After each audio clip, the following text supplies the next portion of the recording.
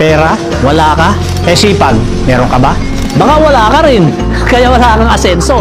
Gusto mong yumaman pero lagi kang reklamo. Paano ka ba magkakapera kung tamad ka namang kumilos? Ang tagumpay, hindi yan lumalapit sa mga nakahilata. Kung gusto mong umasenso, galaw-galaw din pag may time. Hindi sapat ang panalangin lang. Samahan mo ng gawa.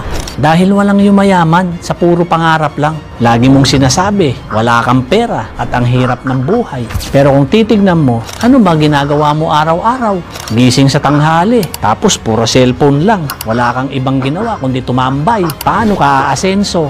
Wala ka namang ginagawa. Kahit gaano ka katalino at kagaling, kung tamad ka, wala kang mararating. Magtrabaho ka, magsumikap ka, magtiis ka. Dahil ang mundo ng pera, sipag at tiyaga ang puhunan. Kung gusto mong umasenso, simulan mo yan sa mindset mo. Huwag kang umasa sa ayuda o tulong ng ibang tao. Maghanap ka ng extra income. Mag-aral ka at matutong dumiskarte. Tandaan mo na walang imposible sa taong porsigido at masipag.